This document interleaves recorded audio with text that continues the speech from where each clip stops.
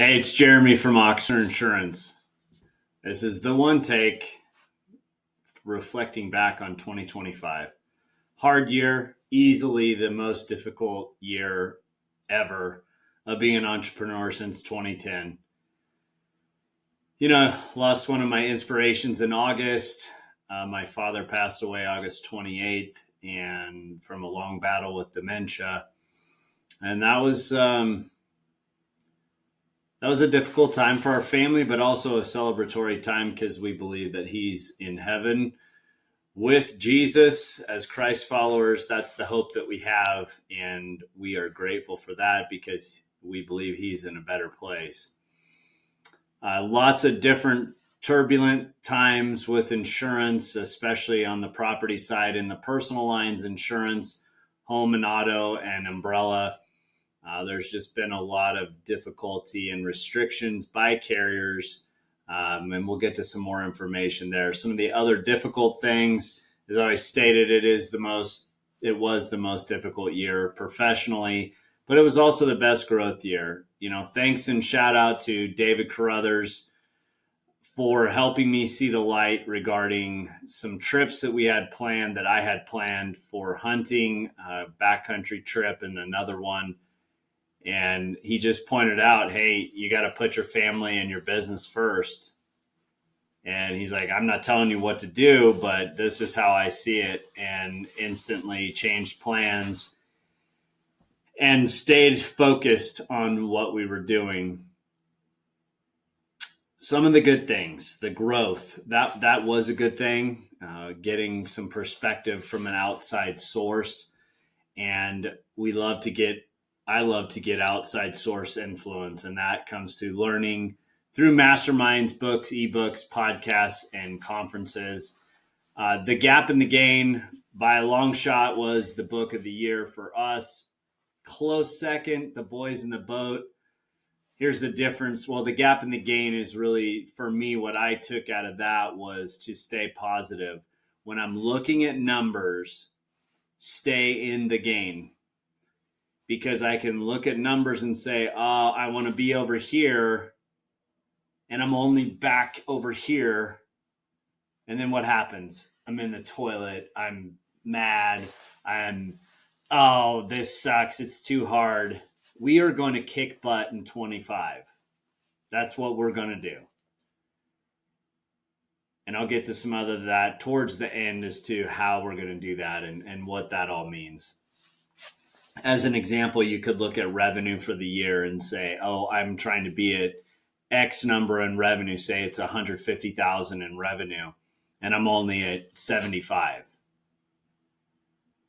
Well, if I look at it that way, then I'm putting myself in this gap of where I'm wanting to be, instead of just going, I am so grateful and thankful that I've gone from 0 to 75,000. It's amazing. It's incredible.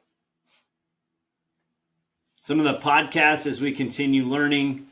Well, let's talk Boys in the Boat. Remember, first take, we're not editing this stuff. We don't have money for an editor. Even if we wanted to use one, it's the one take. The Boys in the Boat, if you haven't read the book, I highly recommend you read the book, because if you're an entrepreneur at all, you're going to find motivation from the characters in the book. It's a true story about the Washington crew team that may or may not have gotten into the Olympics magically. And the stories about what those guys went through, they're mind-blowing, unbelievable in my estimation. Podcasts that we're listening to or have listened to, will continue to listen to, include Strategic Coach, Inside Strategic Coach, The Ed Milet Show, Meat Eater, Entree Leadership, John Deloney, Fresh Tracks with Randy Newberg, and Live Wild with Remy Warren, and of course, Josh Braun. 2024 was a big year for us. We hired a VA. We thought we had the right guy, but what we didn't know was that guy had another vision for his life. And we had him for about, I think, 5 weeks, starting in July of 24. And then he was gone. And all the stuff that we had started to build with him stopped. Shout out to Virtual Intelligence, because Virtual Intelligence helped get us another VA very quickly. We are very thankful to have Edgardo on board and on our team, and he's working great, and he's very conscientious, loves to help customers, and we couldn't be more excited for 2025 for what Edgardo is going to help us accomplish and our clients accomplish as far as service levels and customer intakes and a whole bunch of other things that we're going to go over here pretty quick. So shout out to Virtual Intelligence. I think we had Edgardo in about 3 weeks after the other fella had taken his quote unquote dream job. I guess he didn't love insurance enough for it to be his dream job. Well, I guess he'll never know. But Edgardo does. So shout out to Virtual Intelligence, truly a professional team. Davey, Juan, Suzelle, and the rest of the team over there. Awesome stuff, guys. Some of the tasks that we've been able to train Edgardo on, and yes, I have some notes because there's a lot of information to cover. E&S paperwork, endorsements. So E&S paperwork for quoting and binding, mortgagee, driver, and vehicle changes. One of the biggest wins that we had was Edgardo being able to use the technology to help bring personal prospects into our process of providing them what they're asking for. He helped bring in multiple clients in 2024 by gathering information for the producers to meet and present the findings to the client. Without him, there's no way we would have brought in those clients. Zero. We just did not have the time because of all the commercial activity that we had going. So I'm looking forward to more great things from 2025 with Edgardo. Update.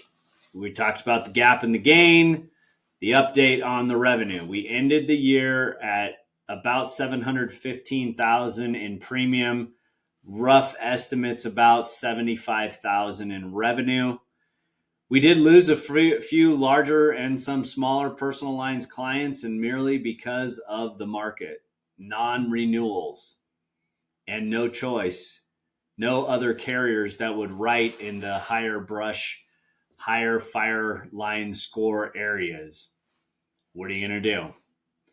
If you're not able to serve somebody, you're going to lose them. And sometimes even when you can serve them, you lose them. That's part of business.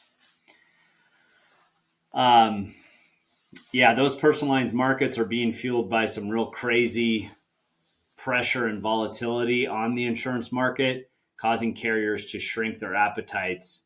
We've talked about this.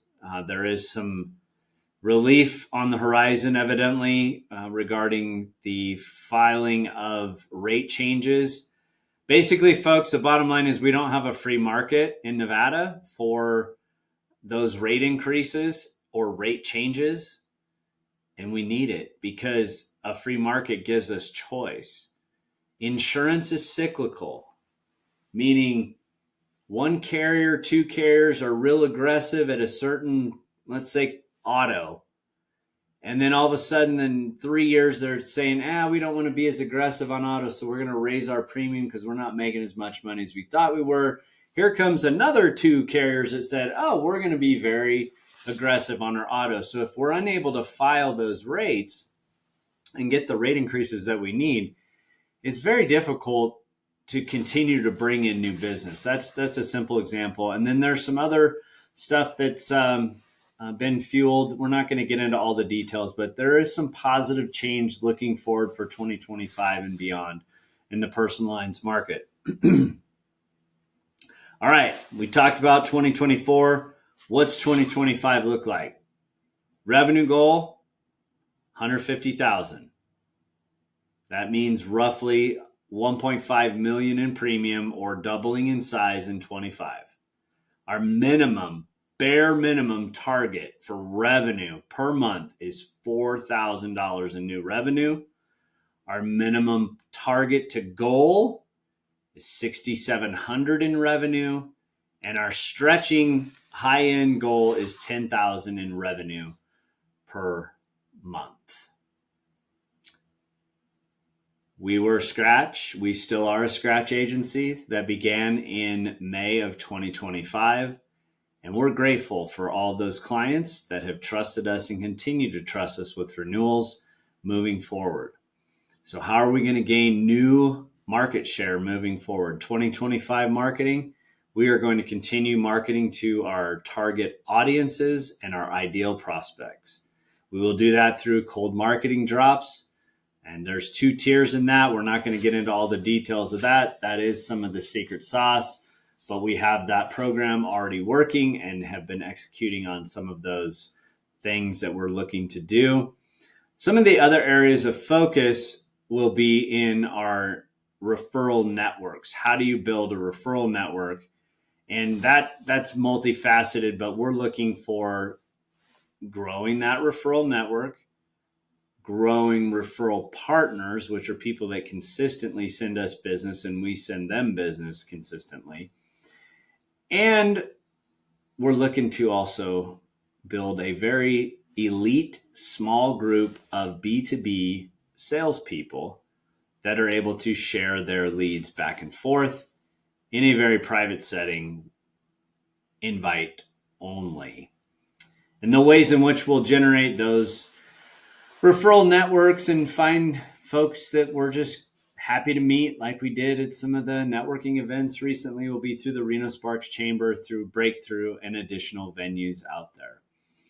In summary, it was a tough year, but a great year as far as growth. Hard, very difficult year. A lot of things, stretching, building processes around different parts of the business. Losing my father was not great, but I do celebrate where he's at today. So we're moving forward and taking a lot of things that I learned from him. I did not know this until moving through his some of his things. I found my grandfather, John Ochsner's insurance business card where he was licensed in the state of Nebraska. So I'm technically a 3rd generation insurance agent, Jeremy Ochsner. That's been your one take, and we're out.